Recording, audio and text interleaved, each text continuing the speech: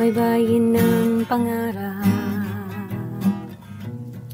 bayaning walang hanggan, sa malayong lupain, may bukang liwayway.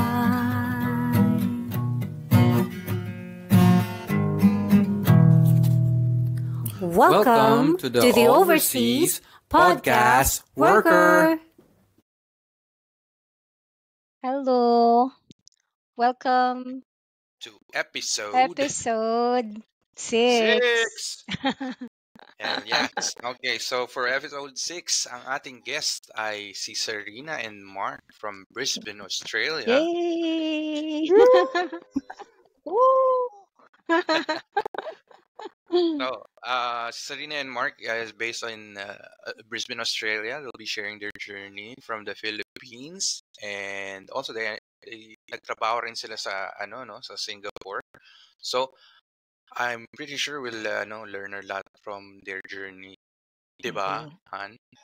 Yes, thank you so much for agreeing to guest in our podcast. Yeah, No worries. pwede bang share nyo muna. Can you give us a little bit of a background on sa inyong dalawa? I think Mark can go first kung paano siya nagpunta muna ng Singapore. And hello guys. Ako nga pala si Mark. Papakilala muna ako. Ako nga pala si Mark. Kapatid ako ni Mike. Yun. Okay. Yes. So, first, starting yung journey ko from Philippines to Singapore. So that was way back 2008. Well, actually, lang yun eh. Kasi hindi ko talaga... Oh, sorry. 2010. Galing ng memory ni Sare. 2010. Oo. Yan. Kasi tag dito, paano ba to? Meron kasi akong colleague and yung best friend ko, si Adele. Nung time na yon, may plan siyang magpakasal. And then, balak niya mag-ipon actually ng para magpakasal sila. And gusto lang niya talaga ng kasama sa na at least may body siya na mag-umpisa din. Tapos tinanong niya ako, sabi niya, Mark, may ginagawa ka ba? Parang pupunta lang kayo ng pupunta lang kayo ng palengke. Wala talaga akong kaplano-plano noon. Kasi pareho na kami nag-resign doon sa recent work namin. Tapos parang on the limbo na ako na hindi ko alam kung... Kasi bala ko talaga noon, lumipat lang ng other company pero not necessarily mag-Singapore. Tapos... Teka, sorry. Very quick lang, Mark. Pwede bang bigay mo yung background yung dalawa ni Adele kung anong profession niya? Pareho kaming nag-work sa interior design firm that time. Pareho kaming designer. Yun. Tapos, so, bilang feeling namin, in demand naman yung job namin sa Singapore. So, nag-try kami na nagbaka sakali kami na mag-work doon. So, yun, hanap na nung wala talagang kaplano-plano. Dumating kami doon. yung namin, yung tinitira namin doon. Parang nasa red light district. Parang yung taas ng namin. Bali nasa taas kasi yung quarters namin, yung house namin. Nasa baba nun, yung mga shops, yung mga massage, yung mga gano'n. Yung mga yung mga nailaw-ilaw na gano'n. So, talagang ang daming surot, ang daming crowded. Tas, yun, talagang, yung pintuan, yung isang pintuan ng banyo namin, walang hinge. So, Hala. talagang ligo at your own risk talaga dun. So, talagang, Shocks. yun talaga makikita mo yung iba't ibang klase ng OFW nung panahon na nag-uumpisa ako. Tapos yun. Tapos yun, nung makalipas siguro mga ilang buwan, parang siguro mga after a month or 2 siguro, parang si Adele, bigla siyang na-homesick. So, ano siya, kasi si Adele, lumaki siya sa close-knit na family na yung parang kapitbahay niya is yung mga pinsan niya. So, para silang community doon na talagang close sila. Parang they rely on each other. So, parang na-feeling ko nung mga panahon na yun, nami-miss niya yung ganong setup or na-feel ko talaga na nahihirapan siya. So, yun, umuwi siya. Ako yung natira. Ako yung hindi na bumalik ng Pilipinas. Okay. So, yun. Pero sabi mo ng 2 months, umuwi siya pero ikaw nakahanap ka na ng work after 2 months? Actually, pareho kami nakahanap ng work. Mabilis yun Siguro Okay. hindi kasi nung mga panahon na yun, talagang hindi naman sobrang hirap maghanap ng work sa line of sa profession ko. Siguro Yeah. mga siguro nakahanap ako in a matter of a week or 2, parang ganun. Wow, galing. Oo. Oo. May instance na actually may interview si Adele. Tapos kasi mabait kasi siya, sabi niya, Mark, ano ginagawa mo? So, wala. Hindi sumama ka sa akin, may interview ako. Pareho kaming sumama doon sa interview, para kaming stepbrothers. Tapos, ano nangyari? Ako yung gusto ng employer. So, Okay. awkward lang. Pero sabi ko, hindi ko tatanggapin yan, pre. Kasi, buti na lang, may natanggap din akong work na ako lang by myself yung nakahanap. So, doon ako nag-apply. Doon ako nag-hire. Alam ko na-hire din siya doon sa na yun, sa company na yun. Yan. Yeah. So, yung company na yun, naging company mo for your entire stay in Singapore? No.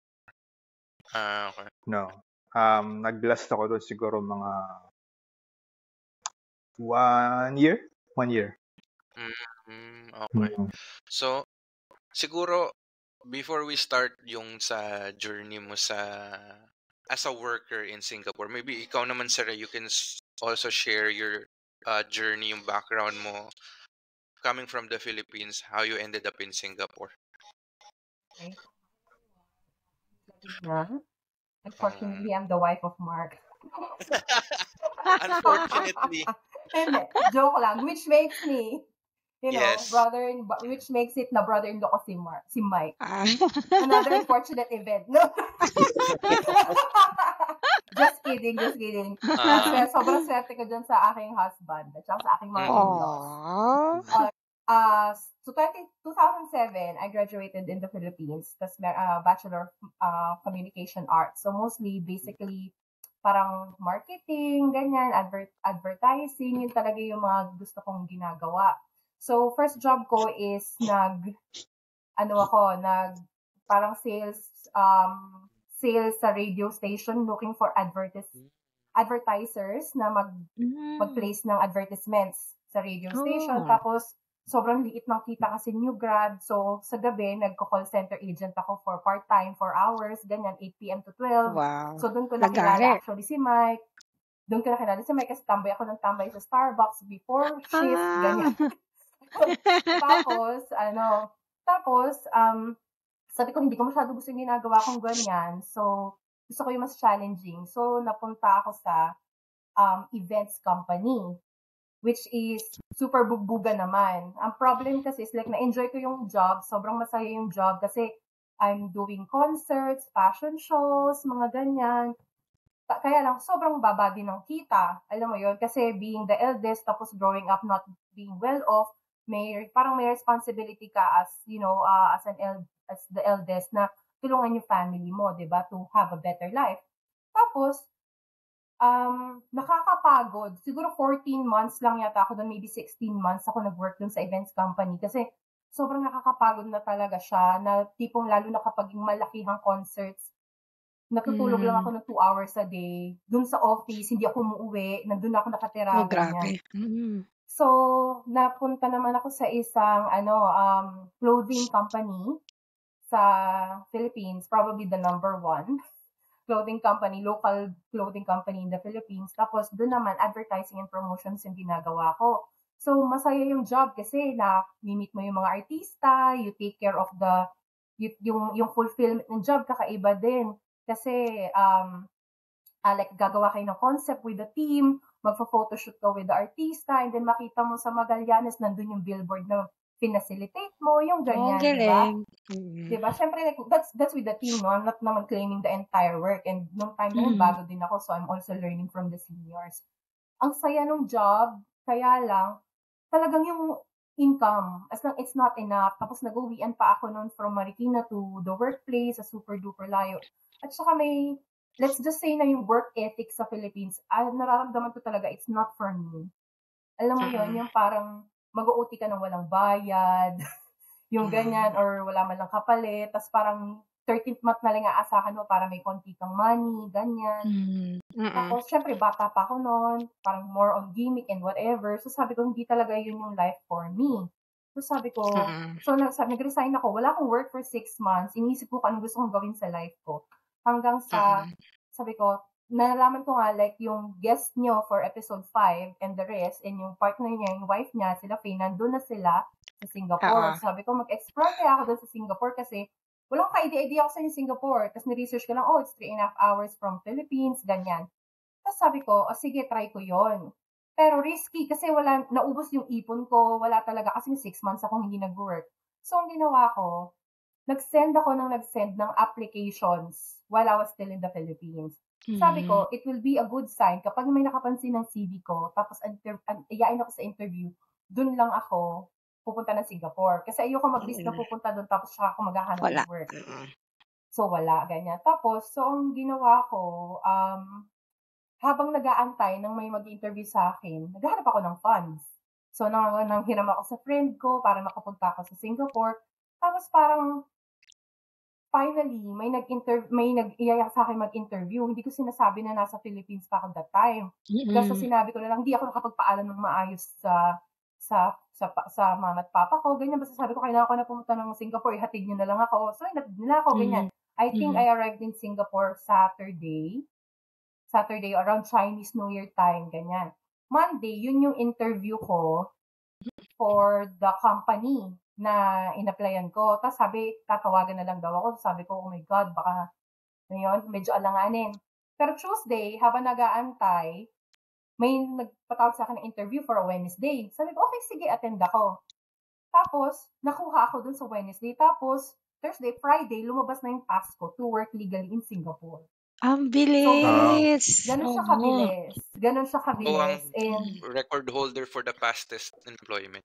I think yung mga record holder yan sa fastest employment ng yung mga nag-risk, ganyan. Pero like, I have other friends na nasa Philippines pa lang, na-employ na rin talaga sila prior to coming to Singapore. So, yun. So, yun yung journey ko ng pagsa-start ko sa Singapore. Tapos, I lasted dun sa company na yon mga nearly 2 years, I think, before moving to another company, another employer, which is yung National University, where I met, I believe, one of your previous guests as well, with Cha. So, dun kami nagkakilala naman ni Cha, who's now there in Germany. So, yun yung journey ko from Philippines to Singapore. And basically, what triggered it is just finding a better life for me and my family. Ayun. Like working in Singapore? Any of you can answer. Masaya kasi na-realize ko kung gaano kababa yung tax.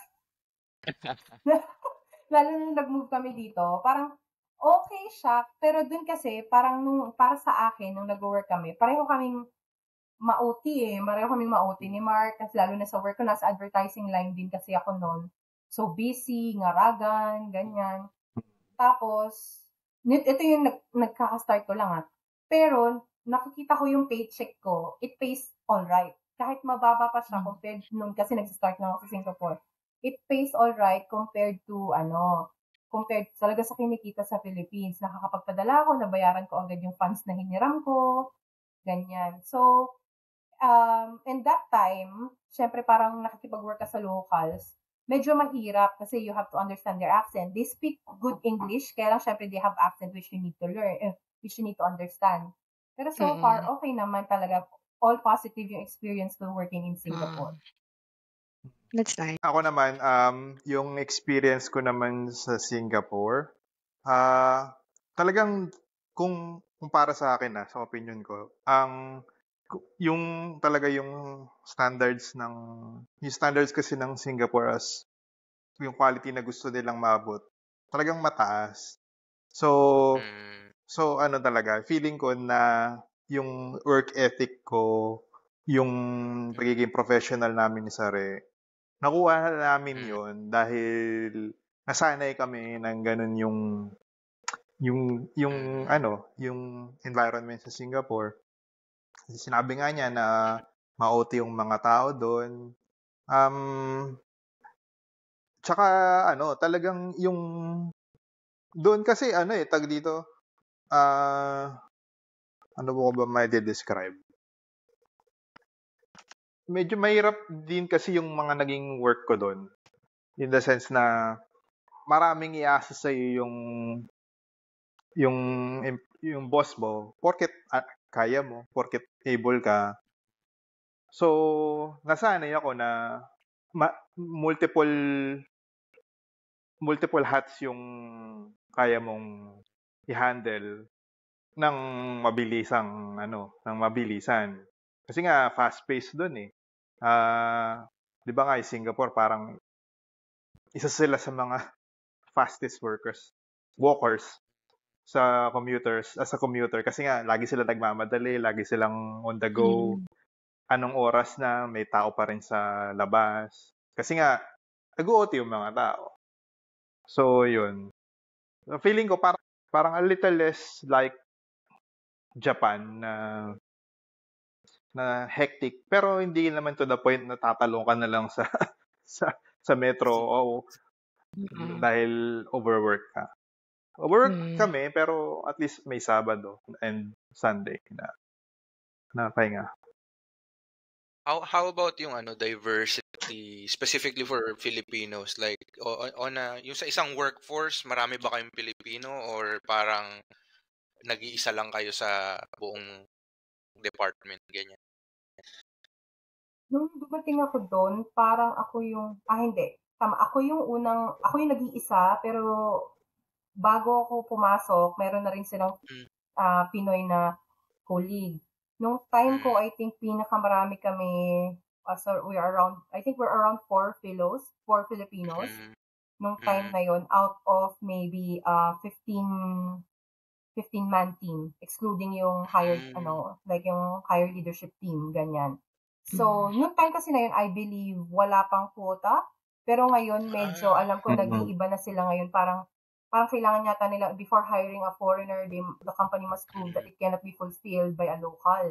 Parang ganun na sila yata ngayon. I'm not very sure. Pero I think that time, very yung diversity namin. Meron akong colleague na Australian, may colleague akong Chinese, ganyan. Yeah, and of course, yung syempre locals like Singaporean Indian, Singaporean Chinese, and Singaporean Malaysian. Yung sa inyo, Mark? Yung sa amin, more of kasi yung diversity namin. Also, although diverse kami in terms of mga nationalities, pero less of the like the Western. More of kasi yung last job ko sa Singapore is on the construction eh. So I don't think ganun siya ka-marketable sa mga, although meron naman sa mga in demand sa mga western. So mostly of course yung mga work first doon na Bangladeshi, Sri Lankan, Indian, tapos yung mga Chinese, Malaysians, kami mga Filipino.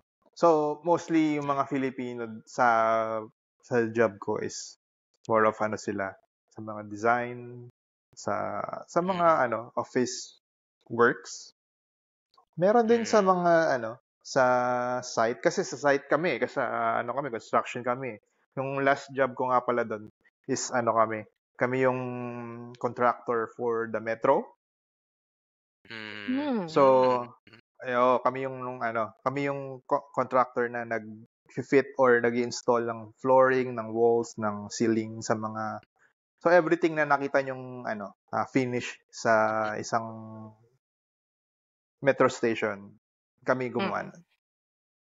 Ang galing Sorry to add pala dun sa akin. Actually, yung nabanggit ko kaninang diversity namin, this is the first job ko. Itong second one, actually, yung second one and before coming to Australia, where nag-work kami both ni Cha, yung same employer kami. Doon mas marami kaming, kasi malaki siyang sa university, it's a school. So yung school namin specifically, marami din kaming colleagues na westerners. Kasi mga professors, you know how professors, they can, they go to other universities to teach. So yun, mas exposed ako sa ganon. Pero overall, which is actually really good, kasi sa Pilas, 'di ba, mostly ang colleagues mo Pinoy.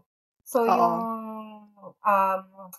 yung exposure mo sa other culture, or yung exposure mo sa behavior nila when it comes and work ethics, like pare-pareho kayo pag nasa Pinas. Pero pag like napunta ka sa ganun ka-diverse, ma-open talaga, ang laki ng possibility na maintindihan mo na there's really a big world out there, kaya pala iba't iba mag-isip yung, alam mo yun, yung ibang nationalities. That's good. Mention mo kanina yung yung quota, and I think of course hindi natin alam, nabanggit mo hindi mo naman alam yung latest rule, but can you elaborate on what is a quota, bakit may quota, and then what does it take for a Filipino to be able to stay in Singapore permanently? Is it possible to stay permanently, or there's a time limit on how long can you stay? Yung quota, I'm not very sure kung ganun talaga, kayo lang yung pagkakaintindi ko sa explain sa akin. Parang I think like let's just say that there's a certain percentage, hindi lang basta ng Filipinos, basta other nationalities. So like I think, let's just an example, out of the 10 there's like 1 or 2 na pwedeng hindi na non-local or something like that.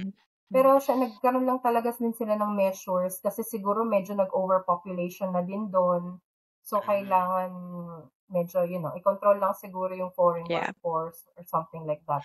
And hindi ko alam kung dahil ba, kasi we can see other Filipinos din na either moving out and going somewhere else, and some are moving out going back to the Philippines, and I don't know if it's something to do with that.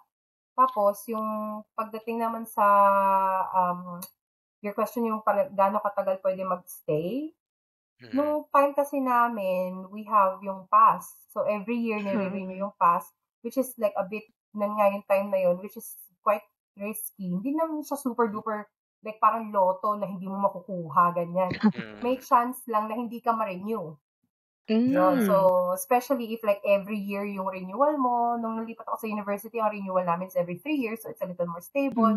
Pero yung like previously, like every 1 year. So every 1 year, parang lagi ka talaga magdadasal na, Oh my God. please ma-renew yung pass ko, please ma-renew yung pass ko. Kasi hindi mo alam kung may grounds. Like kasi meron akong, just an example, meron akong colleague na 1 year na yung pass niya, na-approve siya initially. Tapos, ang pagkakakwento niya sa akin, kaya hindi siya na-approve is kinwestiyon ng ministry kung bakit daw siya lalaki, pero galing siyang Philippine Women's University. So, yun. So, parang feeling nila dodgy na yung documents niya, ganyan. So, parang kahit na nag-explain, kahit nagbigay ng proof, hindi na ni-renew yung pass niya. So, parang like, Oh my God. things like that. So, hindi mo rin masasabi talaga. So, yun yung length na pwede kang Parang magstay FBI Yun. Diyos Kasi ko. syempre, they're tracking down din yung mga di ba, yung mga may fake certificates, Yeah. diploma, yung Mhm. qualifications, and they have to track it down. Yun namang yung pag nagiging permanent resident, meron kasi kaming friends dito, mga PR sila from Singapore, before they moving to Australia. Around 2007, 2008, na-experience pa nga daw nila mabigyan ng flyers asking them, like letting them know if they're interested to become permanent residents. Ganun pa sila aggressively naghahanap ng PR that time. But when we arrived, like around March 2010, di ko alam po anong meron nun. But mahirap na. Mahirap na maging PR nung time na yun. So, di ko alam kung ano So, yung marami requirements ng what they're looking expats for. na dumadating. I think so. Kaya din sila siguro biglang nag-cut down, nag-control. Same din lang naman dito rin yan sa Australia. Open sila for migration, but once the quota or cap is reached, di syempre, tigil mo na sila. Yeah, makes sense. Tingin ko ang solution dun sa kaibigan mo na tinanong na bakit siya nagtatrabaho nag-graduate sa Philippine Women's. May solution ngayon dyan eh. Dapat sinabi niya, I identify as a... you do not question my gender. Parang, Yeah. ngayon, hindi mo na... Bakit yan yung naging issue? Siguro nga kasi baka inisip nila dodgy yung certificates or something. Kasi noong time na yun, nag-track down sila ng mga ganyan. Ano yun, no? Kung outside looking in ka naman, kung titignan mo, bakit nga naman may lalaki sa Philippine Women's University, no? Hanggang ngayon ba, meron ganun talaga ba? Actually, I have no idea kung ano ba kung co-ed ba sila or what. Diba? Siguro baka kung ano lang familiar sa kanila na schools. Siyempre parang, di ba like for example, dito sa Germany, merong mga acknowledged na schools. So yung mga nasa government agencies, kapag, di ba, ina-assess nila yung requirements, kung hindi sila familiar sa school, definitely, mas maraming questions. Correct. So yun yung basically journey namin sa Singapore. I mean like, there's a more challenging part of our lives in Singapore, which is yun nga I gave birth in Singapore, tapos hindi makapag-stay yung anak namin just because may salary requirement kasi that time and our salary was like a few $100 short of the threshold. So kaya hindi siya na-approve to stay. Kaya, nung time naman kasi na talaga na yon, ang plan namin ni Mark talaga na is, kasi alam namin na mahirap maging permanent resident sa Singapore. And, like, I think we both agreed na hindi talaga kami para sa Pilipinas. Yung, di ba, may mga taong ganun na like, na hindi talaga hindi ko na ma-imagine yung sarili ko na babalik na Pilipinas. Not because hindi ko gusto yung Pilipinas, pero kasi, nakita ko na may improvement somewhere else kumpara dun sa buhay na meron ako sa Pilipinas. So, I chose not to go back. Mas okay ako dun sa, better life na meron ako compared sa Pinas. So, nung time na, talaga nagre-ready na kami na sana mapunta kami ng Australia, ganyan. Ang plan ko, actually, physically, ni-ready ko pa yung self ko na once mapunta kami ng Australia, doon na kami magbe-baby. Kasi nga, pag permanent resident ka na sa Australia, wala ka nang babayaran pag nanganak ka, or, I mean, like, if you're going to take the public health system way, wala kang babayaran. So, pero napaaga Noong time na, nagpa-process na talaga kami, nag-aantay lang kami ng opportunity for a state to sponsor us. So, ito yung parang nag-journey na kami through Australia. So, si Mark yung Sorry, pwede kitang i-cut. Bakit Australia? Hindi Canada or maybe hindi New Zealand? Canada kasi ang lamig. Baka mamatay ako dun sa heat. Kasi kain ako So, alam mo yun, yung na-enjoy ko yung lamig, like yung coldness na we have here pag winter. Pero like, not snow or too cold effect na nag-negative. Yung gano'n. Ano ko doon, ang sagot ko dyan, kasi 2012, nagkaroon kami ng company outing dito sa Sydney for like 3 days. Tapos, talagang nag-enjoy ako nung mga panahon. Sydney pa lang yun, Sydney pa lang yung pinuntahan namin for 3 days. Sabi ko, okay dito kasi merong four seasons tapos hindi laging summer, hindi laging humid. So nung nagpunta ako, so autumn siya. So talagang para sa isang taong lumaki sa laging mainit, nag-enjoy ka talaga doon sa ganung para lagi ka nasa aircon sa labas. Tapos yun, ay ko okay dito, parang lahat ng tao mabait, magalang, tapos mapagbigay, yung ganyan. Hindi siya kasing noong mga panahon na yun, hindi pa sing crowded ng Singapore yung Sydney. So nag-enjoy talaga ako. So nung siguro mga 2014, nag-decide kami na mag-tour man lang dito. Tapos yun, nag-enjoy kaming dalawa ni Sare. Tapos yun, siguro naging malaking factor din yun. Kasi sinasabi ko doon sa mga gustong pumunta dito, kung gusto nyo, try nyo muna na mag-tour para makita nyo para malaman nyo kung para sa inyo ba yung Australia or hindi. Kasi para sa akin ako, talagang nung gusto kong bumalik as a permanent gusto kong bumalik dito. Gusto ko nandito tumira. Parang ganun. Yung naging feeling ko nung nag-tour kami dito. Katagal yung tour nyo? 2 weeks? Lang kami nun, parang mga 2 weeks lang. Or maybe 1.5 to 2 weeks yata. Mga ganyan lang. Tsaka kasi, ako inisip ko yung sa Canada, yung weather. Tapos pag inisip ko naman like European countries, medyo malamig din. Tapos sana kung yung tsaka yung language. Kasi madaling mag-English. Kasi ayoko na mag-aral ng iba pang language. Nung nasa Singapore nga ako, hindi ako nag-e-effort mag-aral mag-Chinese kasi nga, ayoko na, napapagod na ako. Parang napapagod na yung work kasi mag-study ka pa ng isang language, ganyan. Tapos, based on circumstantial experiences din, like nung time kasi na kakarating ko lang ng Singapore, namatay yung papa ko.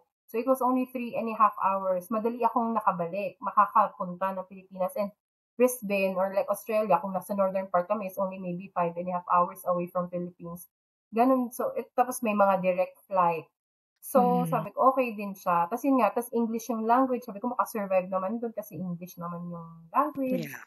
Ganyan. Hindi ko din naman kinonsider yung US kasi feeling ko ang layo. yung ganon. So, pero yun lang talaga. Yung sabi ko, para at least if may family emergency, malapit lang, madali ako makaka-uwi. Which happened again, unfortunately, noong 2019, when mama passed away, nakauwi ako kaagad. Yung convenience na ganun. Kaya parang hindi ko rin siya masyadong gustong maging malayo. Hindi rin kami New Zealand kasi parang research, lagi nila sinasabi it's definitely better in Australia kaysa mag-start sa New Zealand. Pero siguro different circumstances lang din yun kasi there are people naman who succeeds na nag-migrate sa New Zealand. There are people in New Zealand who they're not happy so they move here. So, ganun. Pero yun lang yung napili ko talaga kasi nga, hindi masyado malamig, malapit, tas English. Ganun. Ayun. So paano yung Sige, Han, ikaw magtatanong. No, go ahead. Hindi, kasi, kinukwento na ni Sari yung journey na papuntang Australia. So, yung question ko is, ano yung mga ginawa niyong preparations, yung mga requirements, how long did it take for you to get the visas and all that stuff? Yun. Actually, matagal yung waiting time na. Basically, ganito kami, skilled work yung pathway namin.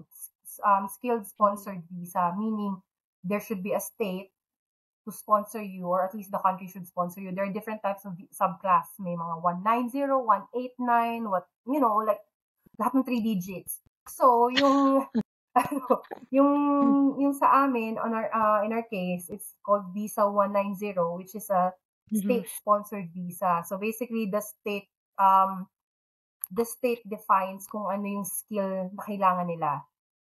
So, they look for migrants to apply for those skills, and then they will sponsor. It's basically just like vouching for you vouching to the country na makakatulong ka sa kanila.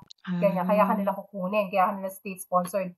And then, nung time na nag-a-apply kami, so basically, aside from the fact na kailangan mo i-gather yung documents mo, like work experience, like all your qualifications, your police clearances, mga ganyan, mga medical. Basically, parang I think pare-pareho lang naman yung mga migration requirements in most countries. Di ba kapag tingnan ka nila ng mga criminal history records, mga ganyan. Yeah. So, pero nung kami, ang pathway namin is I think we really started na nag-lodge kami, like bago ikasal. Kasi may nauna na kami friend dito eh. Kasi natatakot ako na kasi kakasal kami, tapos ang daming gastos. Tapos sabi ng friend ko, i-process nyo na yan habang madali pa. Kasi naghahanap sila ng migrants. So sabi ko, yung gastos, magpapakasal kami. Sabi niya, huwag kang matakot sa gastos kasi ano yun naman yan, staggered payments. Hindi yan isang pagsakan. Habang nagpa-progress ka, dun ka lang magbabayad. Sabi ko, sige, bahala na. Hanggang sa parang, parang tinopak na lang ako na sabi ko, sige, mag-apply na tayo for Australia, ganyan. So parang I think April of 2015, bago kami kasal, nag-lodge kami ng document na, alam mo yun, para lang makapag-migrate na. Nung time na yun, it's a matter of waiting kung anong state yung mag-open to sponsor you. Ayun. So, like for Mark's case, his occupation is architectural draftsperson. Noong time na yun, hindi buong Australia ang naghahanap nun. There were only, I think, two states na open. Pero, yung state na yun, ang hinahanap nila aside from your experience is kailangan mag-research ka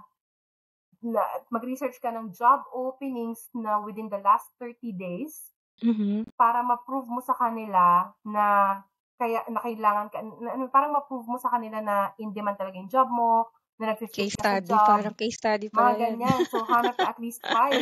Tapos, wala ka na mahanap. Iba-ibang state, iba-ibang requirements. Yeah. So, sa alam ko, sa Canberra, kailangan ipakita mo pa na meron kang matitirahan, meron kang i-present na for job openings and for vacancies ng vacancies ng house na pwede mong lipatan. Medyo talaga tedious yung naranasan ko sa Canberra. Pero yung sa locally sa Queensland, hindi naman siya ganun hirap. Oo. So, bali, ang nangyari kasi niyan, yun nga, nag-aantay lang kami ng state na mag-open since April 2015.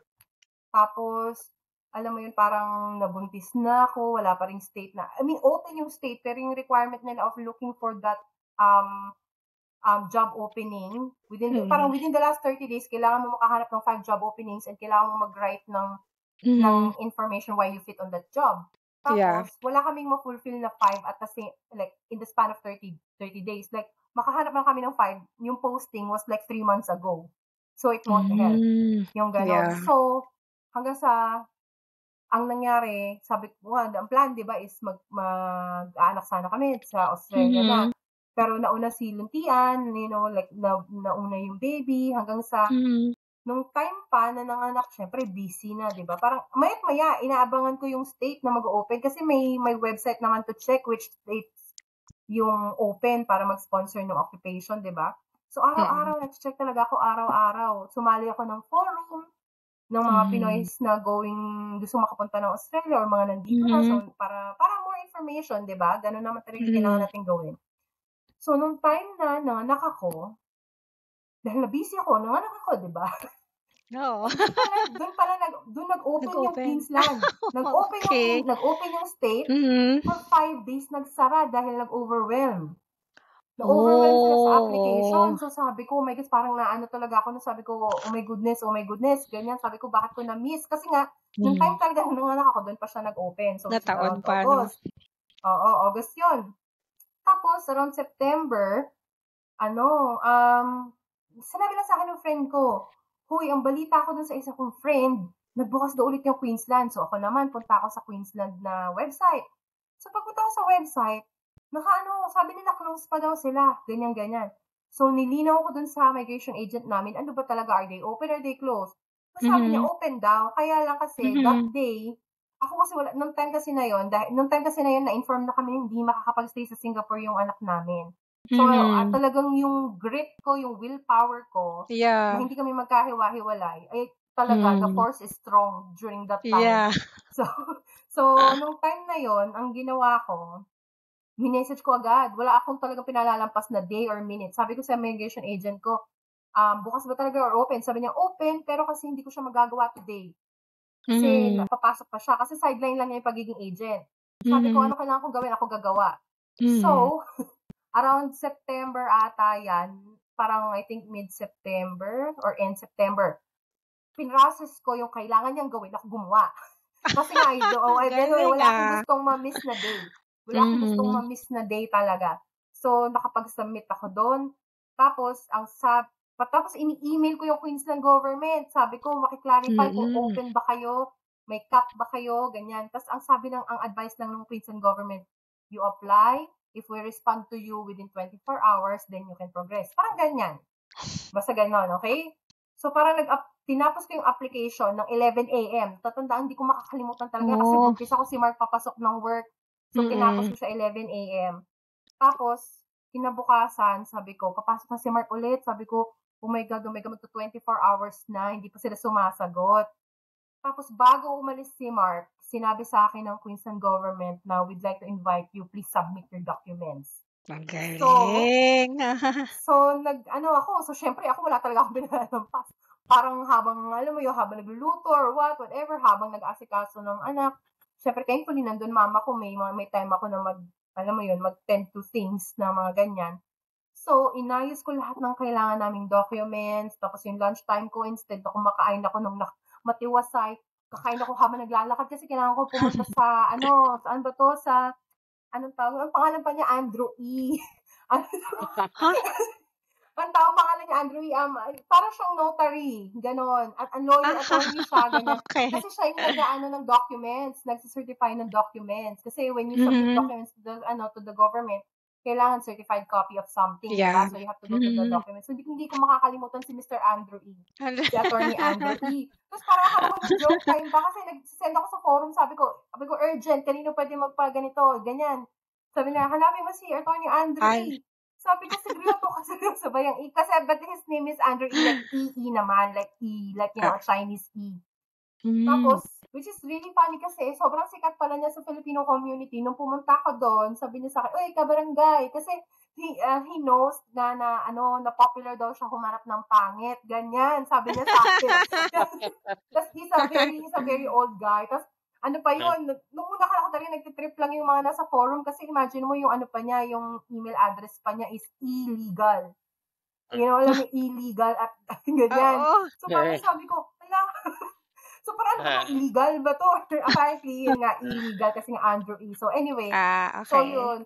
Parang nag-spend ako ng lunchtime ko. Instead na kumakain ako ng maayos, sasakay ako ng train, nagmamadali ako, tapos kakain na ako ng mga tinapay, ganyan. Kasi nga, babalik na ako after work. Basta ang importante, masign na yung documents. Tapos wala pa akong kaalam-alam nun kung ano yung statutory declaration. Mark being the primary applicant, hindi siya makapag-leave kasi sa work. So, pinapirmahan ko lahat sa kanya ng documents. Tapos dumating ako dun sa kay Andrew E. Sabi niya sa akin, yung ganitong documents kailangan pinipirmahan sa harapan ko. Ganon. So, sabi ko, ay, ganun ba? parang may additional na lang kami na sworn statement na na nakausap niya si Mark by phone. Alam ni Mark yung pinipirmahan niya. But mga ganyan. So anyway, which is around, September, nag-process kami ng lahat ng documents. Basically, yun yung mga kailangan mo i-submit. Work experience, yung assessment, kasi, I forgot to mention na kailangan din kasi i-assess yung occupation mo, if it's a positive or it's a negative. So basically, positive meaning na-satisfy mo yung requirements for the occupation and you are indeed, holding this occupation, parang ganyan. So, yung positive assessment na yun yung madugo kasi kailangan mo imagine mo yung mga company ni Mark na formerly na nasa Pinas, nakasara na yung iba. So, thankfully na lang talaga, nakukontact pa yung previous owner, may information pa ng old payslips, mga ganyan. Kasi lahat ng proof na kailangan mo grabe para mapakita mo na nag-work ka for that company, diba? Sana kasi like kung yung very organized na company like my online platform where you can download your, hindi naman ganun sa atin lagi, Hindi pa di ba? dati, yeah. Oo. So, ayun. So, yun yung, nung naayos ko na lahat ng documents namin, that is around September hanggang October, nagtatapos kami ng mga police clearance. Nung hinatid namin si Luntian sa Philippines para para nga mag-stay muna siya doon kasi nga she cannot stay in Singapore.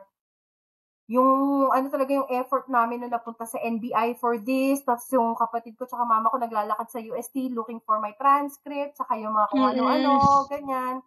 So, lahat yun ginather namin, which is around, tapos hanggang sa end of October, 27th October, na-complete namin lahat ng requirements, including health check-ups, including medical check-ups. Thorough. That was October 27. 3rd November, we got the good news. Now we are permanent residents. So parang in a span of 6 weeks, after waiting for almost 2 years, na-process yung permanent residency namin. That is when I knew na talagang dito kami. Kasi para dito kami. Kasi kung hindi, hindi sana namin makuha yun, diba? Like, hindi kami mabibigyan ng ganung opportunity na makapag-process. May din pala. Stress ka kwento mo eh. Parang napagod ako dun sa ginawa mo. Nakakapagod talaga. Pero alam mo, ang galing kasi ang bilis lang nung processing. Talagang kompleto lang yung documents mo, no? Hindi ka tulad dito. Basta kompleto yung documents. Ko po. Karoon ka lang ingrown.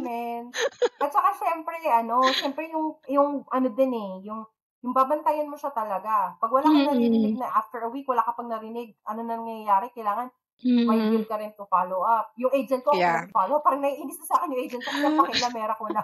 So sabi niya, tapos hanggang dumating sa point na, sabi niya, kung gusto mo, ikaw na lang maglakad directly. Sabi ko, okay. Alam mo yun, kasi nga gusto kong lagi na-update. Pero lahat ng communication kasi sa kanya pumupunta. So, gano'n. And I forgot to mention, meron din palang monetary requirement during that time. Kasi, di ba, you have to prove naman talaga na when you apply to Australia, you can sustain yourself for at least mga 6 months, ganyan. So, dapat may mapakita kang assets or savings, which by then, which I'm really, really helpful for close-knit of friends that I have, na they understand. So, lahat sila talaga nag-pool ng money to show a big amount sa account namin. Tapos, nung nakapag-submit na ako, syempre, nakasoli na agad. Ganyan. Yun. Meron akong curious question. Kasi, di ba, meron kang migration officer and at the same time, di ba, sabi mo nung hindi siya available, ginagawa mo siya on your own. So, possible ba na hindi ka na lumapit sa migration officer and you do it on your own? 100% so, mas makakatipid.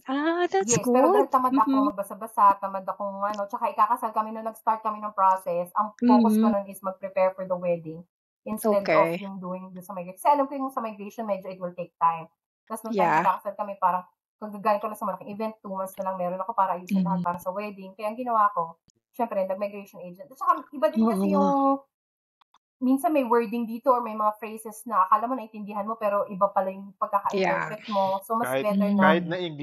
Kahit na English siya, so iba-iba yung interpretasyon natin. Mas maganda kung may agent kasi alam niya kung ano yung ibig sabihin nun, kung saan nag-work yung document na yun. Kaso, meron naman kasi talagang iba na nakukuha nila yung mga answers nila through forums. Kasi tutulungan ka rin naman talaga ng mga forums. 'Di ba? So, totoo yun na may mga talaga na nagsariling sikap sila. Pero sa case namin, since kumbaga first time namin na kasi first time namin magma-migrate. So, technically sa mga kami hindi na kami tinatawag na OFW. Tawag sa amin is migrant na. Kasi hindi na kayo pala kay Filipinos no? Yes. Big deal kasi na permanent resident ka na Yung fear namin sa Singapore na every 3 years, i-renew yung pass mo to stay in the country. I mean, like here, not until you're a citizen, syempre mag-renew ka pa rin naman.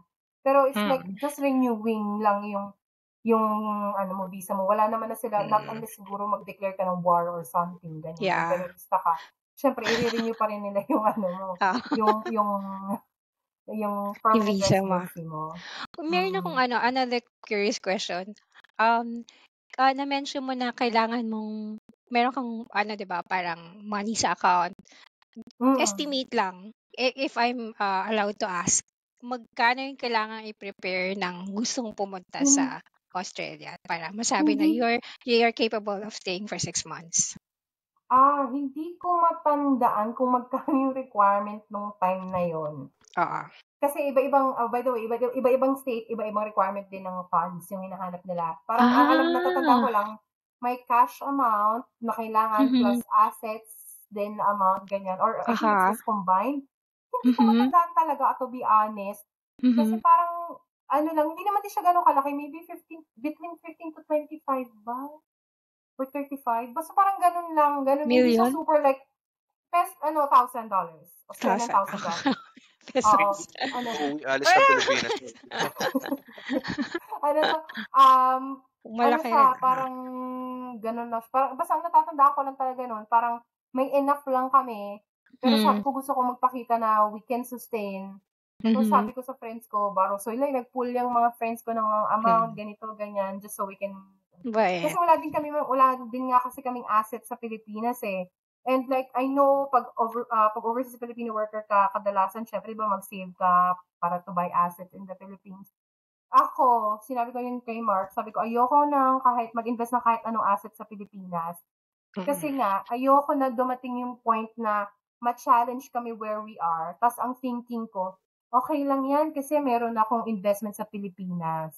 So, ako, kasi ayoko nga talagang bumalik ng Pilipinas. Ang gusto ko talaga maka-establish ng life somewhere else. So, ayoko na at the back of my mind, pag napanghinaan ako, ang maging mindset ko is, okay lang, kasi may na-invest naman ako sa Pilipinas, babalik na lang ako. Ayoko nung ganun. Kaya talagang, kaya ngayon, nung nangyayari sa amin lahat ng struggle, lalo na nung mahihiwalay kami sa anak namin, ang mindset ko, hindi ako pwedeng bumalik ng Pilipinas kasi wala kami kahit ano. Yung ganun yung naging mindset ko. So, kaya talagang, laban kung laban talaga. Talaga, yung mga sex bomb will be proud of me talaga. Galing. Good job. So, can you share naman good news, dumating na, pwede na kayong pumunta ng Australia. Anong yung journey nyo naman from arriving in Australia? And adjusting to the Australian seasons. Ay, alam ko kung ano yung isi-share ni Mark kasi ako yung masishare ko is paano kami talaga nag-start. Pero ewan dyan kayo, Mark, ano isi-share? Hindi, kasi siguro ikwento ko na lang yung flight namin. The day of the flight namin papuntang Queensland. Kasi, syempre, dala-dala namin lahat ng gamit na kaya naming dalhin, diba? So, ilang kilos yun kada isang person. Tapos, dumating kami sa Sydney. Grabe yung tag dito. Dami ng tao, nag-uunahan, nagtutulakan, yung mga ganyan. Itong si Lulu ay magpababa sa akin. So, dala-dala ko siya on my left hand. Tapos, parang pinipwerso ko na lang na itulak yung stroller yung stroller niya na pang baby, tsaka yung stroller namin ng mga gamit. So, parang pinagsasalit-salitan ko yun. So, tag dito, talagang hirap na hirap kami. So, pagdating namin doon sa bahay na, talagang higala lang kami talaga na, patampata kami. Ilang araw ba bago namin na-unpack yung mga gamit namin. Dahil sobrang pagod talaga namin nung dahil nga, lahat ng gamit namin, dala-dala namin. So, talagang nakakapagod. So, nag-over baggage kayo intentionally, like double na. So, let's say for example, it was mga legal 6 to 8. naman. Legal naman yung mga namin. Talagang madami nga lang kasi first namin eh. Parang ilan ba? Tig 80 kilos ba tayo na? Parang ganun? Hindi. 90? Medyo malaki yung allowance namin noon kasi nag-fly kami with Qantas. Tapos si Qantas kasi sa office nila or i-coordinate mo doon sa Manila office nila, kapag ka kasi permanent resident ka doing your in your entry, or like your big move, bibigyan ka nila ng mas I malaki-laking think 20 kilos more. Oo, Kasi nga bibigyan alam ka nila nila na ng marami kang dadalhin eh. Oo. Ganun. Tapos yung mga Qantas gamit ng Airlines. bata. Kasi yung mga Kaya gamit ng naman. gamit ng mga bata. Hindi naman na siya talaga kasama sa weighing, like yung stroller, yung high chair, yung mga ganyan. Nagdala pa nga kami nun ng car seat kasi akala namin parang kasi kailangan ng car seat, 'di ba? Once na dumating ka ng airport, hindi na kami nagdala pa kami ng car seat. Yun pala, pagka public transportation pala dito, okay lang na walang car seat yung baby. Ganon. Tapos, ayun. Pero like, yung question like, nung pagpunta namin dito sa, paano kami nag-start dito sa Australia, actually, nung time namin, swerte kami, we arrived around last quarter ng 2017. So, wala kami miski isang kilala dito sa Brisbane. Ganito pa kasi yan. Meron ako relative sa Melbourne. Sa Melbourne, marami akong pwedeng tuluyan. As in, pwede kami ampunin ng tita ko, pwede kami kumain for free. Alam mo, yung kapalan na lang kahit kang nag-share. Pero like, we can do that kasi they're very much willing to help us. Kaya lang, kasi nga, state-sponsored kami. So, we have an obligation with the state to spend at least 2 years in here. To stay and live and work here for 2. But it doesn't necessarily mean na pagpasok mo ng Australia, dito ka na dapat mag-start. You have an option naman to, start a little bit somewhere else. Tapos, basta i-fulfill mo yung obligation to the state. Kasi sila yung sponsor sa'yo, di ba? And, nung time na yun, sabi ko, sige, mag-Melbourne muna tayo. 6 months para makaipon, may konting bala, ganyan. So, it will be easier for us once we move to Brisbane. Bilang, din yung mga decision-making talaga namin, basta na lang kami. Parang sabi ko, sige na, dive na, para kung hindi magustuhan, at least natapos na yung 2 years. At least natapos na yung 2 years. So, ang ginawa na, so napunta kami ng Brisbane. Wala akong isang kilala sa Brisbane bukod sa mga online na nakakausap ko sa forum na hindi ko alam yung mukha, hindi ko alam saan sila galing, hindi ko alam kung totoo sila. Tapos parang may message ako randomly. Ako sa forum, may mga kayo doon, di ba? Mag-usap ko sa forum, tapos may nag-create ng group. Tapos minessage ko to, sabi ko, nandiyan ko na ba sa Queensland, nandiyan ko na ba sa Brisbane, paano ko humanap ng titirahan? Kasi wala kami talagang titirahan. Ang option namin din was, of course, mag-hotel or like mag-Airbnb, which is a little pricey din compared sa pag talaga nag-rent ka lang weekly or monthly. Yeah. So sabi niya, yung agent ko, pinakitaan kami ng 2 units dito sa apartment. Kasi yung una namin apartment is like an apartment hotel. Hotel type siya na sobrang convenient niya. So sabi niya, pero medyo mahal siya kasi fully furnished. Sabi ko, okay lang, basta at least may matuluyan kami. Tapos, sobrang bait naman din nung real estate agent, kasi kahit na nasa overseas kami, in-entertain niya kami. Kasi parang dapat nandun ka talaga, makita ka niya, or whatever. Pero kasi nga, nag-act as, yung friend namin na hindi ko pa nag-meet, siya yung nag-act as, nag-inspect for us. Alam mo yun, tapos parang, sabi tapos nung nagpipirmahan na ng kontrata, sabi, kailangan na daw mag-deposit ng ganito, tapos parang ako po, oh my God, hindi kaya scam to. Kasi baka mamaya, alam mo yun, nag-create lang pala sila ng idea for me na real estate siya, ganito, ganyan. So, syempre, research hanggang sa, thankfully, okay naman pala siya talaga. As in, okay siya talaga. Tapos, nung dumating kami dito, at least may bahay kami. Lalo, ang hirap kasi may dala kang 1-year-old. Tapos, wala kami matuluyang maayos. Correct. Thankfully, yung bahay na yon fully furnished siya. Ang binili lang namin, I think, was just, indoor sampayan and rice cooker. But like, down to the utensils, lahat meron talaga, ganyan. Tapos parang after a week lang ata of arriving, tsaka lang ko na-meet yung person na kausap ko, which is until now, we're very, very good friends. Kasi they live on, parang level 1 kami, level 2 yata sila, parang ganyan. Ganon. So, which is hanggang ngayon, very good friends. As in sila yung parang family namin dito. Kasi wala rin silang family dito, wala silang kilala. Anong real estate? Curious lang ako. Anong name ng real estate company? Hindi ko na nga rin matanda. Kasi hindi siya malaking real estate company. Tsaka kasi ina-address namin siya. Mansor. Mansor. Yata yung name. Parang ganyan, Mansor. Sa mga nasa Brisbane. Or gusto mong mag-transfer sa Brisbane, baka naman. Oo, lang siya, parang 1.5 years yata kami dun sa bahay niya. Kasi nag-grow up na si Lulu, we need a bigger space. So, kaya kami nag-decide lumipat somewhere na may konting laruan. Ganyan. That's nice. Ayun.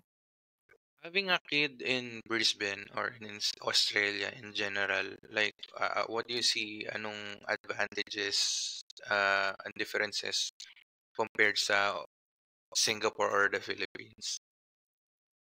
Well, compared to Singapore, syempre, mas dito, parang mas okay mag-build ng family. Especially for foreigners like us. Kasi pag sa Singapore, di ko alam kung narinig niya na yung, like, yung catchment, yung ganyan, or like, kasi hindi ko naman masabing hindi priority.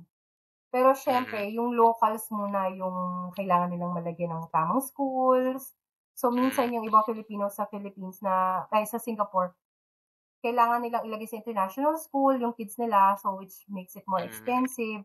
Kami kasi dito, basta kung saan ka nakatira, may address ka, mag-prove mo na doon ka nakatira, if it's a state school, doon ka talaga sa school na yung papasok, sa catchment nun, hindi ka nila pwedeng itaboy. Ganyan. So, which is really, really good. Tapos, syempre, yung yung benefits pa ng healthcare, pagka, having a kid here, lalo na mga bata sakitin, like, si Luntian, ilang beses siyang na emergency, ilang beses na yan na ambulance, wala kami binabayaran ng piso. That's good. Ganyan. Good. Wala. So, okay ito talaga to build a family. And yun nga, yung access mo to parks, access to free recreational activities, yung mga ganyan. So, marami nun dito. And sa Philippines, syempre, sa Philippines walang daycare. I mean, like, I think meron na. I think they're starting to start na dun sa parang culture ng daycare. Pero kasi dito, since yung parents kailangan nila talagang mag-join ng workforce, alam mo yun. So, very, very common yung pagpasok ng anak mo sa daycare. Like, dati, pag tinatanong kami, sino mag-aalaga sa anak niyo pagka pareho kayo mag-work? Di daycare. Like, parang nakakaawa naman yung bata kasi sa daycare. And, like, syempre ako noon, nafe-feel ko kawawa naman yung anak ko kasi mag-daycare. Pero like, pag nakita mo kasi siya na lagi siyang may kalaro, na at least buong araw silang nag-aaral, naglalaro, kaysa yung nasa bahay lang kayo. I mean, syempre, iba pa rin yung magiging relationship ng parents to the child kung lagi kayong magkasama. Pero definitely, may advantage din yung paglagay ng bata sa childcare. Medyo bittersweet siya kasi lumalaki si Lulu na independent siya. Tapos, at the other side, lumalaki si Lulu na independent siya. Hindi niya ako kailangan. Asian parent ka nga. So, yun. Like ngayon, sa school, meron kasi silang tinatawag na out of school hours. Kasi school lang naman nila is from 9 a.m. to 3 p.m. So, since from 6 to 9, open na yung 6 to 9 and 3 to 6 p.m., yung out-of-school hours care, open siya para sa mga parents na kailangan mag-work. Like for us, kami ni Mark, nagtatravel kami to city in the morning. Around 6:15, iniiwan na namin si Lulu dun sa out-of-school hours care. Doon na siya magbe-breakfast, tapos antayin niya yung mga friends na dumakatulong, tapos ihahatid sila sa classrooms. After class, susunduin naman sila, tapos doon din muna sila until they get picked up by the parents. Pero matutuwa ka talaga kasi like si Lulu, when she started attending prep, nag-OSH siya noon, tawag namin OSH, out of school hours care. Nag-OSH siya noon. Pag nagbabay ka, makikita mo, nagpupunta na siya ng kitchen, nag-spread na siya ng sarili niyang bread, nagtutoast siya ng sarili niyang bread, nagpe-prepare siya ng cereals niya. Oo, natitrain siya, no? Natitrain siya talaga, yung gano'n. So, may advantage din talaga. Pero at the same time, sabi nga ni Mark, bittersweet siya kasi parang hindi ka naman niya kailangan. Pero gano'n siya sa school. Pero like, like most kids, pag nasa bahay na, iba na sila. Yung gano'n. Minsan kapag medyo maaga ko siyang sinusundo, naiinis siya kasi sa inyo, ba't ang aga mo ko sunduin? Gusto ko pa dito. May pag-socialize pa siya eh. Oo. Lalo na pag hindi mga kumare niya, ayaw niya pa umuwi, ganyan. At saka, pag in the future, like sa university, may pag college, ganun pa rin. Anong setup? Actually, ito yung share ko, nakakatawa to kasi yung university college dito, paano ba? Hindi siya kasing big deal siya, pero hindi siya sa kagaya sa ating Asians na die, you must go to a university. Dito hindi. Ganyan. Kasi marami ding skilled workers dito eh. Kasi nung time, meron kasi dito parang recycling scheme. Parang magkukulik ka ng used bottles, drinking bottles, tapos tapos 10 cents each. So, nagkukulit ako noon sa mga colleagues ko. So, umuwi ako, may dala akong supot ng mga empty cans. Tapos, lagi na sinasabi, ba't ka ba na mawalekta niyan? Sabi ko, kasi natutuwa yung anak ko pag may barya siya, tapos nilalagay niya sa sa alkansya niya, sa coin bag niya. Sabi ko, lagi ko sinasabi, this is for Lulu's University Fund. Lagi ko sinasabi niya. Tapos parang sabi, lagi na, bilang yung work ko ngayon, nasa kasi ako sa training department ako ng state government. So sabi nila, what makes you think na gusto niyang mag-university paglaki niya? Sabi ko, lagi ko lang sinasabi, we're Asian, she's supposed to go to university. Kasi nga, napakaraming skilled workers dito. As in, and actually, they earn more than degree holders. Most of the time, they earn more than degree holders. Like, syempre may desk job ka, not unless like CEO ka. Like, for example, if you're a bricklayer, tapos, maggagawa ka ng house. Hindi mo naman kailangan ng degree to become a bricklayer. You need to have the skills and the correct training to become a bricklayer. Per brick, you can charge like minimum, I think, 38 cents per brick to 78 cents per brick. Ilang bricks yung kinakabit sa isang bahay per project. Yeah. So, malaki talaga yung sweldo ng mga ganyan carpenters, mga ganyan, GP, yung mga ganyan. Mga ganun. Electrician, plumber, oh my God, sila yung pinakamahal. Tara. Mga ganyan. Kasi skilled workers sila. Ganun. Tsaka yung dito sa Australia, pagka sinabing farmer ka, mataas ang tingin sa'yo kasi milyonaryo yung mga yun. Oo, kasi yung kasi dito mataas ang tax sa 'di ba? Sa food. I have a feeling na kasi ang teorya ko niyan kasi kasi nga mataas nga ang tax din sa kasi nga high quality nga yung pinoproduce nilang na kasi ang karamihan na 'di ba nga ang Singapore wala namang lupa yan na pwede kang karamihan yan nasa Australia galing tsaka sa Philippines. Ini-import pa nila. Oo, ini-import pa talaga nila.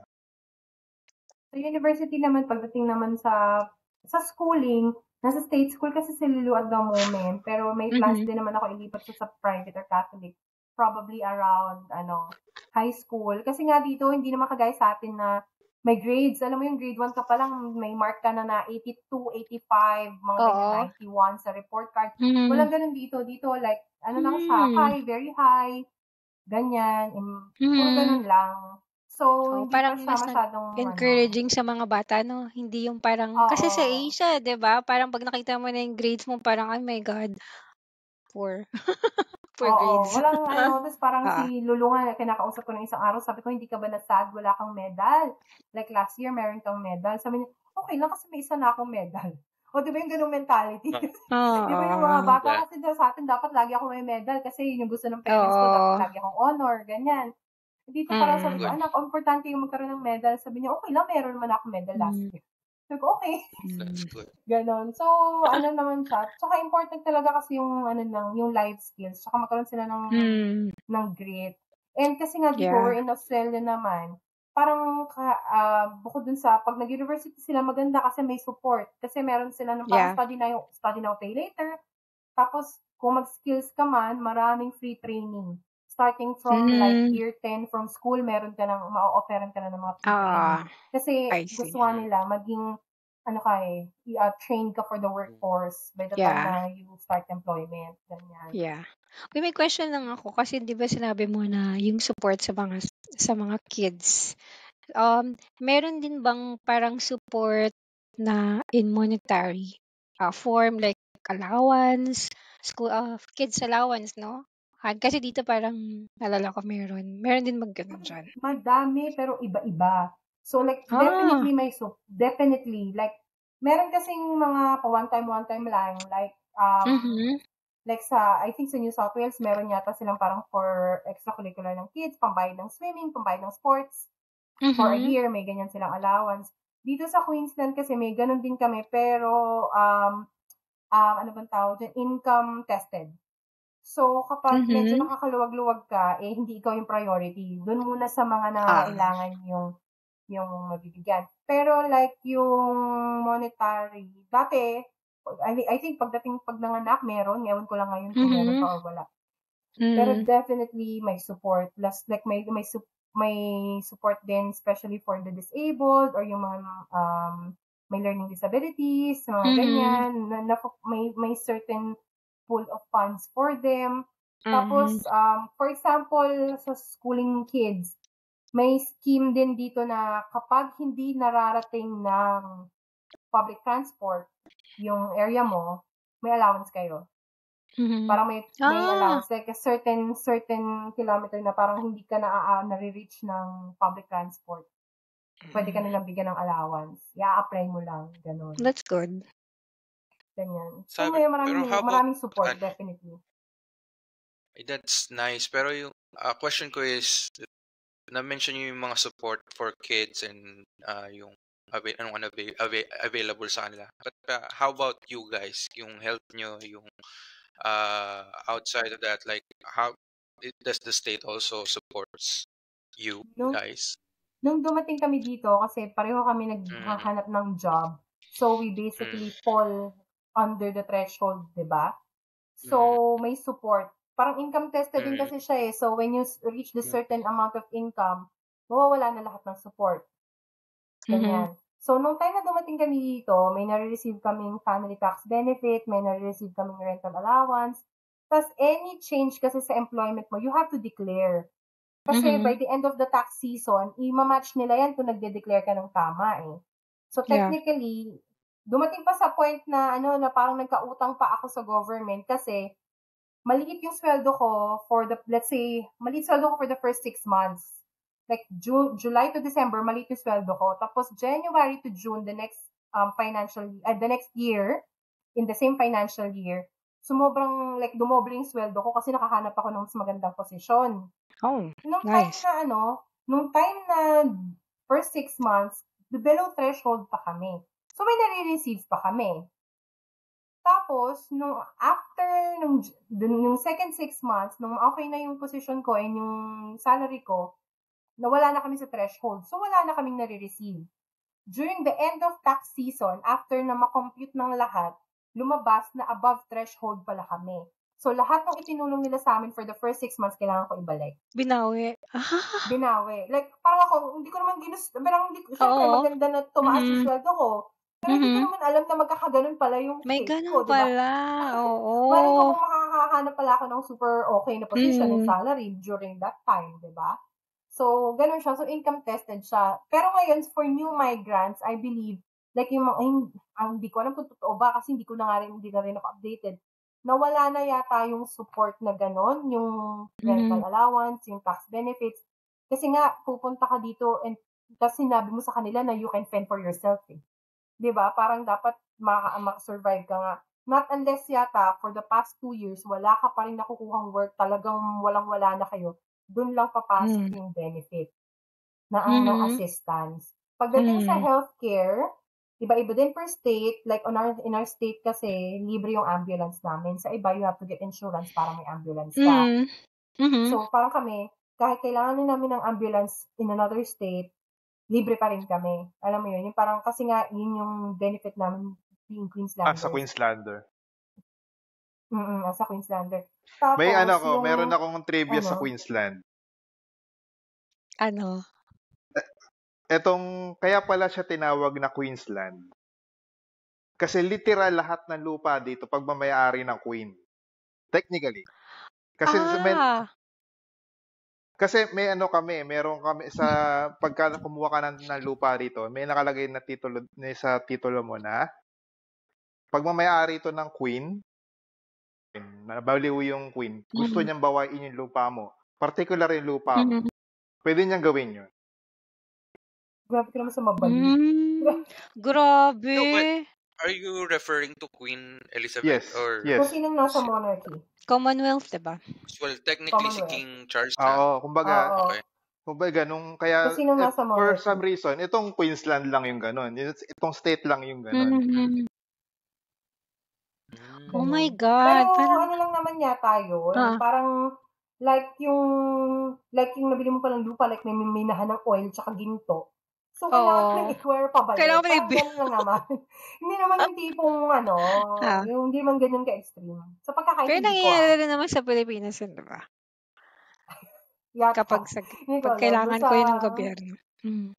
Basta parang ganyan. Parang ganun yung sistema. Ganyan. Yung pala meron dyang may naka-birdie na bar of gold, no? Check nyo, So, minahan pala, not unless minahan ng oil or ng ginto, hindi naman siguro, wala naman siguro silang pakialam, no? So, ganon. Kasi, ayun pala, yung yung sa healthcare, yung sinasabi ni Mike kanina, meron kami tinatawag na Medicare, which is yung public health system. So, basically, anyone earning a certain threshold, magagamit mo yung Medicare. So, kasi dito, parang iniisip nila lahat libre. Hindi yun totoo. Hindi totoo na libre yung healthcare. Binabayaran mo yun through tax. If hindi tax mo, tax ng iba. Basically. So, may mga nakikita nga ako na thank you sila. Sabi nga nila, sa mga nagbabayad ng taxes, nabibenefit kasi nila yung pag may certain threshold, diba? Like, nung nagsimula kami, wala kaming work. May mga taong gano'n, na kapag kailangan nila mag-buy ng medicine, which is, let's say, $400. Pero dahil meron sila ng certain card na yun, because they fall under the threshold and they don't earn enough, they can buy the medicine for $5.60. Up from $400. Parang ganyan, kasi yun nga yung benefit nung gano'n. So, hindi siya free. Parang may option ka lang to use the free system or get a private one. Pero kasi, ganito yung system para medyo mas kasi yung iniisip talaga is libre, hindi siya libre. Una, binabayaran yung through tax. May nakukuha sa salary mo through tax that specifically goes to Medicare. Tapos, kapag nagpapa-check up ka, let's say, kailangan mo lang ng check up, may tinatawag na private patient, may tinatawag na bulk billing. When you say bulk billing, you're going to use the benefits of Medicare. So, like, kung may Medicare ka, pupunta ka doon sa clinic, pa-check up ka, wala kang babayaran, alis ka na lang. Ganon. So, Medicare is synonymous to public health insurance? Yes. Okay. Yes, public health care. Yes. Tapos, meron din namang private patient, meaning, and hindi lahat ng clinics nagbabulk billing. Kaya yung mga clinic na nagbabulk billing, laging punuan. Kasi nga wala ka nang babayaran basta may Medicare ka. Ngayon, yung private patients is, let's say, clinic siya, or tinatawag na mixed billing. May iba nagbabulk mixed billing. Same clinic, pero may clients na iba bulk bill, may clients na private. So, meaning kung yung doctor, hindi siya nagbabulk billing, private client ka, private patient ka, if a check-up costs $80, plus ang Medicare rebate is around $39, yung remaining, ikaw magbabayad. Yung gap is it's your out-of-pocket. Ganon siya. Okay? Tapos, so kaya kailangan pag magpapacheck up ka, let's say nahihilo ka lang, di mo alam ano nangyayari sa'yo, hindi ka pa naman tipong matitegi yung feeling mo, di ba? So, mag-bulk billing ka na lang, di ba? Like, feeling mo hindi naman siya super duper urgent, or like, masama yung pakiramdam mo, kailangan mo magpahinga, gusto mo ng medical certificate. So, baka na lang sa bulk billing, di ba? Tapos, yung naman, like let's say, yung mga operation, mga ganyan, yung mga heart operation, may mga operation na libre, may operation na may bayad. Yung, ang hirap naman sa mga, like for example, knee replacement, whatever, ganyan. Pwede yung ma-cover ng Medicare, which is for free, but you're in the public system, lahat kayo nag-iintay. So, you can wait for about 16 to 18 months para lang ma-operahan yung tuhod mo. Kasi it's not very urgent. Pero like, let's say naman, tipong, like, may kilala kami dito, na-diagnose siya na meron siyang possible aneurysm. Kailangan na niya mag-clipping sa kanyang brain, So, nung na-diagnose siyang gano'n, within a month, nakaschedule na siya for operation kasi it's crucial. Ganon. Pero like, yung yung, depende talaga siya sa risk. Doon siya ina-assess kung kailan ka. But yun nga, it can take up to 2 years para lang magawa yung operation for you. So, ang option mo is, kung afford na ng salary mo, get private health. Tapos, yung private health insurance mo, makakapunta ka sa private system, private hospital, magagawa agad yung operation. Mabilis. You don't have to wait. Pero yun nga, aside from dahil private health insurance yun, hindi lahat yun mako-cover. At the same, may iba mako-cover lahat, may iba na may out-of-pocket ka pa talaga, which can cost thousands. Pero yun nga, hindi ka mag-aantay ng matagal. Interesting. Ganun siya. So, hindi siya free. Systematized. So, parang dito kasi, the more na, yun yung parang, lalo na kami na, na nanggaling sa maliit lang yung tax, yun yung may feeling na ang laki ng binabayaran mo. Tapos, the more na nag-earn ka ng mas malaki, kumukunti ang benefits mo. Kasi ganun, I mean, technically, ikaw na yung, parang isipin mo lang, ikaw na yung blessed, ikaw na lang magparaya. Ganon. Ganon.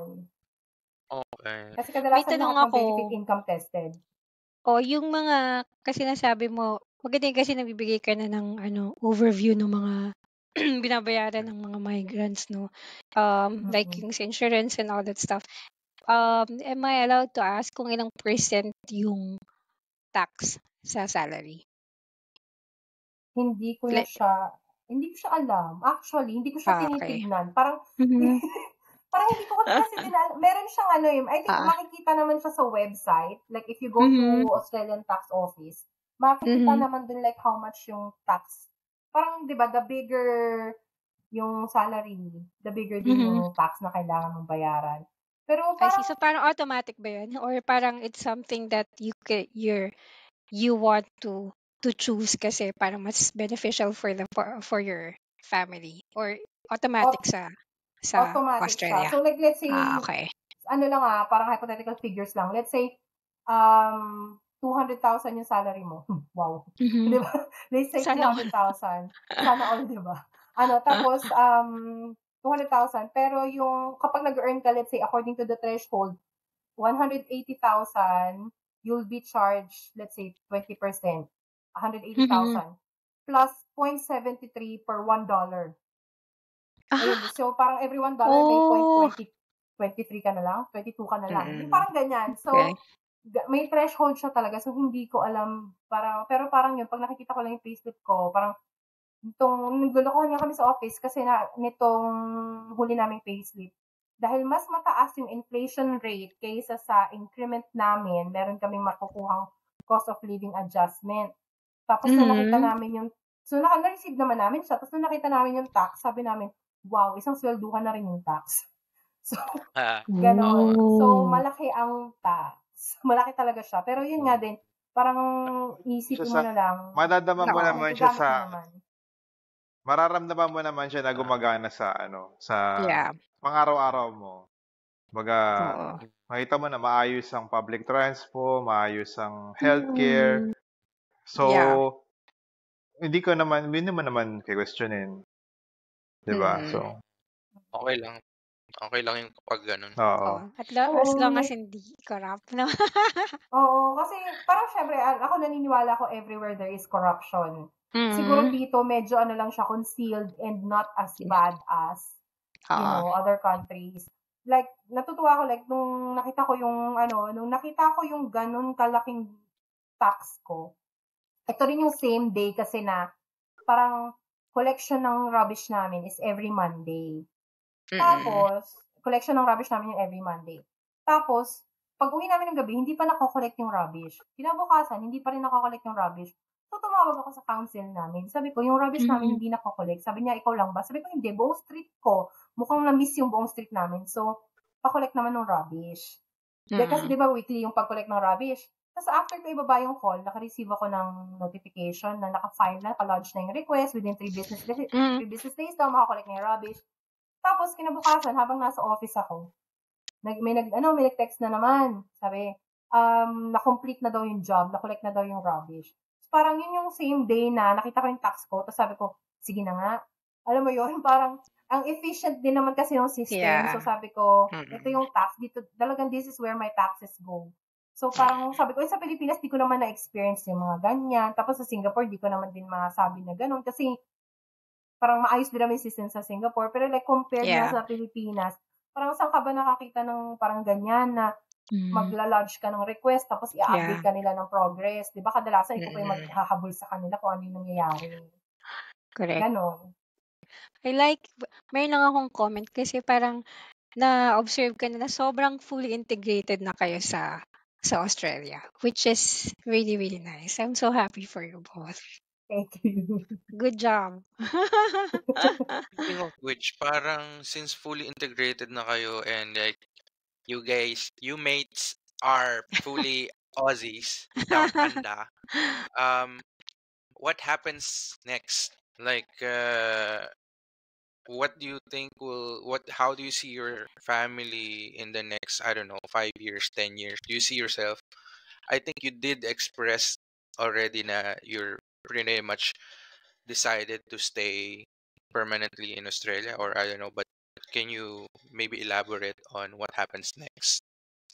Well, para sa akin, actually, pinag-iisipan pa namin kung bibigyan pa namin ng kapatid si Lulu kasi nangungulit siya. So, yun. Kaya lang kasi, minsan, alam mo yun, parang pag iniisip ko din, syempre meron kaming, okay yung life namin at the moment, na hindi kami nagsa-struggle financially, like, we have what we need. So, yun, in the works, kung may isa pa, if not, pero ang talagang goal is, syempre, mabayaran namin yung mortgage. Alam mo yun, just, mabayaran yung mortgage, tapos, hopefully magkaroon ng either we do another investment property dito or we just spend whatever we have to travel kasi yung anak namin dito nga pala sa dito sa Australia pala very normal na magpalit ka or lumipat ka ng bahay every 5 to 10 years ganyan. Kumbaga hindi necessarily na dito kami for habang buhay. Which is parang very Asian na kultura, 'di ba? Dito normal na normal sa kanila na na ibenta yung property, maghanap ng iba pa or mag-rent. Dito nagugulat ako na minsan yung mga tao okay na okay sa kanila mag-rent after nilang mag-own ng property. Parang ako na-stress kasi kung mag-rent kasi yung sakit ng ulo ng pag-turnover naranasan namin. So, ayoko na sana ng ganun. Pero, yun nga, sabi ko dito, normal yun. Tapos, dito, kung balak namin dito ako, parang feeling ko, okay na ako dito mag-retire sa Queensland. Kasi, actually, itong Queensland, ang retirement capital ng Australia. So, ibig sabihin, dito maraming retirement facilities. So maraming aged care dito. Maraming aged care dito sa Australia. At dumadami pa. Kasi yung mga galing ibang state dito na sila nagre-retire. So yun yung plans namin siguro. Basta priority namin, syempre, continuously mabayaran yung mortgage.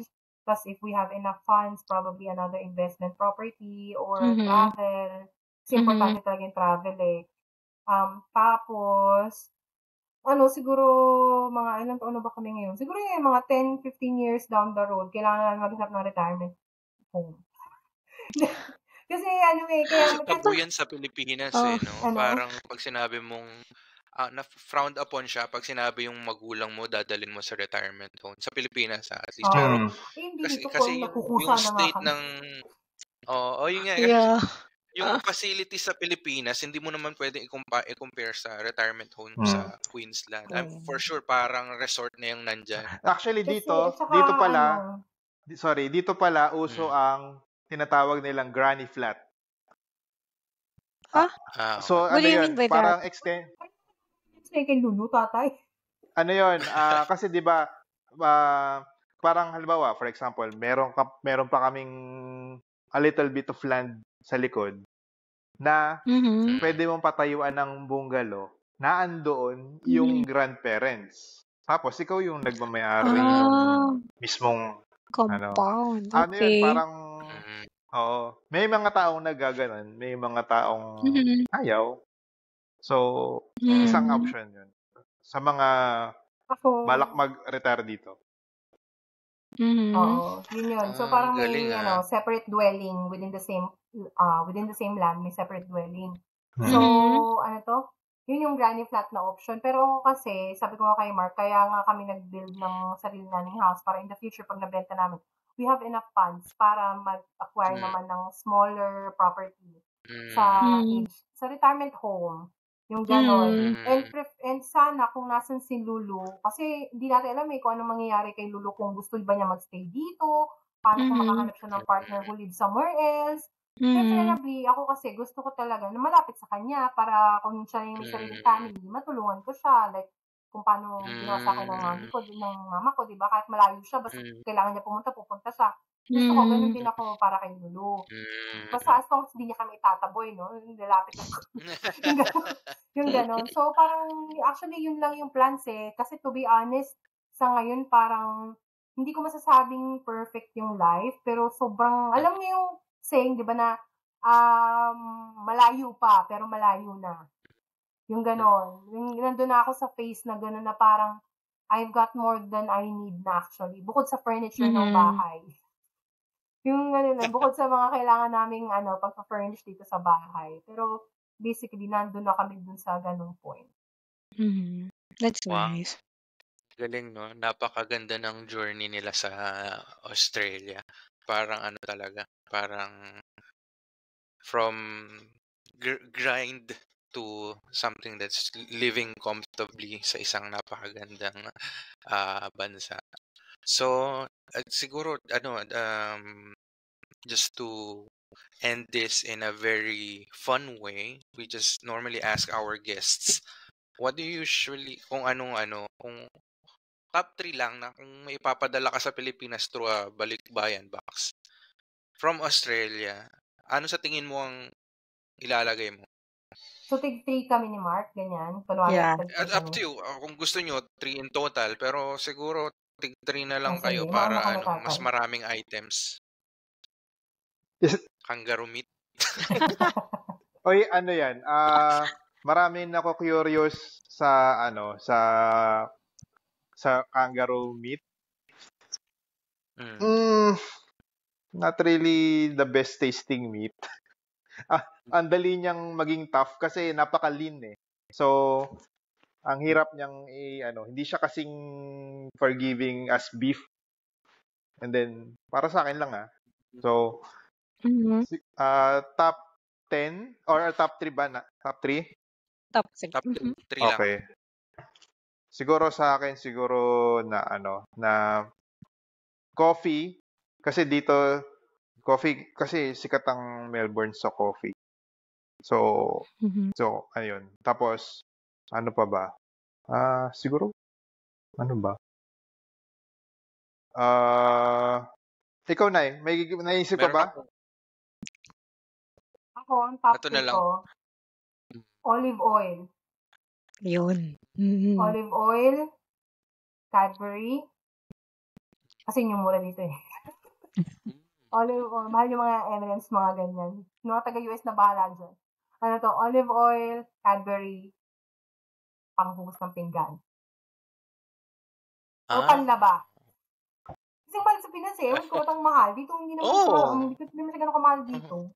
Yun naman. Minsan nga yung mga shampoo, pinapadala namin dati. Meron akong request, anything na Steve Irwin, Mark. I don't like yung alligator skin galing dun sa zoo niya. Saan ba yung zoo ni Steve Irwin? Actually, dito yun sa Queensland. Nandito yun. Diba? Nandito. Malapit lang siya sa amin. Oo. Yun.